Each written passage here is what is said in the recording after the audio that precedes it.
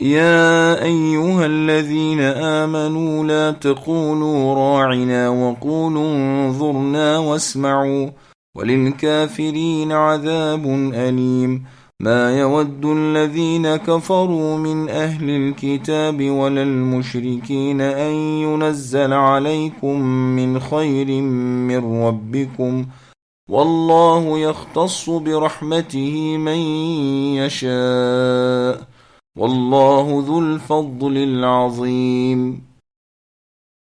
اے ایمان والو، تم راعینا نہ کہا کرو بلکہ انظرنا کہو، یعنی ہماری طرف دیکھتے اور سنتے رہا کرو، اور کافروں کے لیے دردناک عذاب ہیں۔ نہ تو اہل کتاب کے کافر چاہتے ہیں نہ مشرکین چاہتے ہیں کہ تم پر اے مسلمانوں تمہارے رب کی کوئی بھلائی نازل ہو۔ ان کے اس حسد سے کیا ہوا؟ اللہ تعالیٰ جسے چاہیں اپنی رحمت خصوصیت سے عطا فرمائے، اللہ تعالیٰ بڑے فضل والے ہیں۔ سامعین، اب اس کی تفسیر سماعت کیجیے۔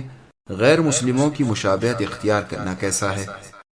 اس آیت میں اللہ تعالیٰ اپنے مؤمن بندوں کو کافروں کی بول چال اور ان کے کاموں کی مشابہت سے روک رہے ہیں۔ یہودی بعض الفاظ زبان دبا کر بولتے تھے اور مطلب برا لیتے تھے۔ جب انہیں یہ کہنا ہوتا کہ ہماری سنیے تو کہتے تھے راعینا، اور مراد اس سے رعونت اور سرکشی لیتے تھے، جیسے اور جگہ اللہ تعالیٰ کا بیان ہے من الذین ہادوا الآیہ، یعنی یہودیوں میں ایسے لوگ بھی ہیں جو باتوں کو اصلیت سے ہٹا دیتے ہیں اور کہتے ہیں ہم سنتے ہیں لیکن مانتے نہیں، اپنی زبانوں کو موڑ توڑ کر دین میں تانہ زنی کے لیے راعینا کہتے ہیں۔ اگر یہ کہتے کہ ہم نے سنا اور مانا، ہماری بات سنیے اور ہماری طرف توجہ کیجیے، تو یہ ان کے لیے بہتر اور مناسب ہوتا، لیکن ان کے کفر کی وجہ سے اللہ نے انہیں اپنی رحمت سے دور کر دیا ہے۔ ان میں ایمان بہت ہی کم ہے۔ احادیث میں یہ بھی آیا ہے کہ جب یہ لوگ سلام کرتے ہیں تو السلام علیکم کہتے ہیں، اور سام کے معنی موت کے ہیں، تو تم ان کے جواب میں وعلیکم کہا کرو۔ ہماری دعا ان کے حق میں قبول ہوگی اور ان کی بد دعا ہمارے حق میں قبول نہیں ہوگی۔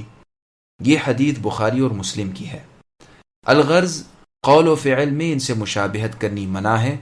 مسند احمد کی حدیث میں ہے میں قیامت کے قریب تلوار کے ساتھ بھیجا گیا ہوں، میری روزی حق تعالیٰ نے میرے نیزے تلے رکھی ہے، ذلت اور پستی اس کے لیے ہے جو میرے احکام کا خلاف کرے، اور جو شخص کسی غیر مسلم قوم سے مشابہت کرے وہ انہی میں سے ہے۔ اور سنن ابی داؤد میں بھی یہ مشابہت والا حصہ مروی ہے۔ اس آیت اور حدیث سے ثابت ہوا کہ کفار کے اقوال و افعال، یعنی ان کی باتوں اور ان کے کاموں، نیز ان کے لباس، عید اور عبادت میں ان کی مشابہت کرنا جو ہمارے لیے مشروع اور مقرر نہیں، سخت منع ہے، اور اس پر شریعت میں عذاب کی دھمکی اور سخت ڈراوا اور حرمت کی اطلاع دی گئی ہے۔ ابن مسعود رضی اللہ عنہ فرماتے ہیں کہ جب تم قرآن کریم میں یا ایھا الذین آمنوا سنو تو کان لگا دو اور دل سے متوجہ ہو جایا کرو، کیونکہ یا تو کسی برائی سے ممانعت ہوگی، یعنی کسی برے کام سے روکا جائے گا، یا کسی نیکی کا حکم ہوگا۔ خیثمہ رضی اللہ عنہ فرماتے ہیں تورات میں بنی اسرائیل کو خطاب کرتے ہوئے اللہ تعالیٰ نے یا ایھا المساکین فرمایا ہے، لیکن امت محمدیہ صلی اللہ علیہ وسلم کو یا ایھا الذین آمنوا کے معزز یعنی باعزت خطاب سے سرفراز فرمایا ہے۔ رائنا کے معنی ہماری طرف کان لگانے کے ہیں، جیسے عاطنا۔ مجاہد رحمہ اللہ فرماتے ہیں اس کے معنی مخالفت کے ہیں، یعنی خلاف نہ کہا کرو۔ ان سے یہ بھی مروی ہے کہ مطلب یہ ہے کہ آپ ہماری سنیے اور ہم آپ کی۔ انصار نے بھی یہی لفظ رسول اللہ صلی اللہ علیہ وسلم کے سامنے کہنا شروع کر دیا تھا، جس سے قرآن کریم نے انہیں روک دیا۔ حسن رحمہ اللہ فرماتے ہیں راعن کہتے ہیں مذاق کی بات کو، یعنی تم رسول اللہ کی باتوں اور اسلام سے مذاق نہ کیا کرو۔ ابو صخر رحمہ اللہ کہتے ہیں جب رسول اللہ جانے لگتے تو جنہیں کوئی بات کہنی ہوتی تو وہ کہتے اپنا کان ادھر کیجئے۔ اللہ تعالیٰ نے اس بے ادبی کے کلمے سے روک دیا اور اپنے نبی کی عزت کرنے کی تعلیم فرمائی۔ سدی رحمہ اللہ کہتے ہیں رفاعہ ابن زید یہودی رسول اللہ سے باتیں کرتے ہوئے یہ لفظ کہا کرتا تھا۔ مسلمانوں نے بھی یہ خیال کر کے کہ یہ لفظ ادب کے ہیں، یہی لفظ بولنے شروع کر دیے، جس پر انہیں روک دیا گیا، جیسے سورہ نساء میں بھی ہے۔ مقصد یہ ہے کہ اس کلمے کو اللہ تعالیٰ نے برا جانا اور اس کے استعمال سے مسلمانوں کو روک دیا، جیسے حدیث میں آیا ہے کہ انگور کو کرم اور غلام کو عبد یعنی بندہ نہ کہو وغیرہ۔ یہ روایت صحیح مسلم نیز بخاری کی ہے۔ اب اللہ تعالیٰ ان بد باطن یہودی لوگوں کے حسد و بغض کو بیان فرماتے ہیں کہ اے مسلمانوں، تمہیں جو اس کامل نبی محمد صلی اللہ علیہ وسلم کے ذریعے کامل شریعت ملی ہے، اس سے یہ تو جل بھن رہے ہیں۔ ان سے کہہ دو کہ یہ تو اللہ کا فضل ہے، جسے چاہے عنایت فرمائے، وہ بڑے ہی فضل و کرم والے ہیں۔ ما ننسخ من آية أو ننسها نأت بخير منها أو مثلها ألم تعلم أن الله على كل شيء قدير ألم تعلم أن الله له ملك السماوات والأرض وما لكم من دون الله من ولي ولا نصير۔ جس آیت کو ہم منسوخ کر دیں یا بھلا دیں، اس سے بہتر یا اس جیسی اور لاتے ہیں۔ کیا آپ اے نبی نہیں جانتے کہ اللہ تعالیٰ ہر چیز پر قادر ہیں؟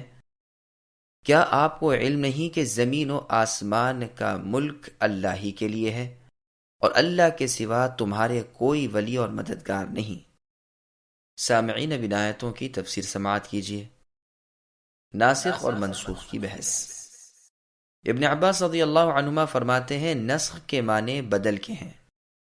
مجاہد رحمہ اللہ فرماتے ہیں مٹانے کے معنی ہیں، جو کبھی لکھنے میں باقی رہتی ہے اور حکم بدل جاتا ہے۔ ابن مسعود رضی اللہ عنہ کے شاگرد اور ابو العالیہ اور محمد ابن کعب القرظی رحمہم اللہ سے بھی اسی طرح مروی ہے۔ ضحاک رحمہ اللہ فرماتے ہیں بھلا دینے کے معنی ہیں۔ عطا رحمہ اللہ فرماتے ہیں چھوڑ دینے کے معنی ہیں۔ سدی رحمہ اللہ کہتے ہیں اٹھا لینے کے معنی ہیں، جیسے آیت الشیخ والشیخۃ اذا زنیا فرجموہما البتہ، یعنی زانی بوڑھا مرد اور زانیہ عورت جب یہ زنا کریں تو سنسار کر دیا کرو، اور جیسے بخاری کی حدیث میں ہے لو كان لابن آدم وادیان من ذهب لابتغى لهما ثالثا، یعنی ابن آدم یعنی آدم کی اولاد کو اگر 2 جنگل سونے کے مل جائیں تو پھر بھی وہ تیسرے کی جستجو میں رہے گا۔ ابن جریر رحمہ اللہ فرماتے ہیں کہ احکام میں تبدیلی ہم کر دیا کرتے ہیں، حلال کو حرام، حرام کو حلال، جائز کو ناجائز، ناجائز کو جائز وغیرہ۔ حکم کرنا، روکنا اور رخصت جائز اور ممنوع کاموں میں نسخ ہوتا ہے۔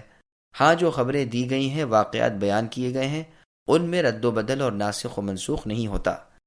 نسخ کے لفظی معنی نقل کرنے کے ہیں، جیسے کتاب کے ایک نسخے سے دوسرا نقل کر لینا۔ اسی طرح یہاں بھی چونکہ ایک حکم کے بدلے دوسرا حکم ہوتا ہے، اس لیے اسے نسخ کہتے ہیں، خواہ حکم کا بدل جانا ہو خواہ الفاظ کا۔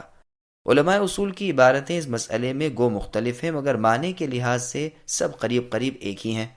نسخ کے معنی کسی شرعی حکم کا بعد والی دلیل کی وجہ سے ہٹ جانا ہے۔ کبھی ہلکی چیز کے بدلے بھاری ہوتی ہے، کبھی بھاری کے بدلے ہلکی، اور کبھی کوئی بدل ہی نہیں ہوتا۔ رہے نسخ کے احکام، اس کی قسمیں، اس کی شرائط وغیرہ کے لیے اس فن کی کتابوں کو دیکھنا چاہیے، یہاں تفسیر کے احکام کے بیان کرنے کی جگہ نہیں۔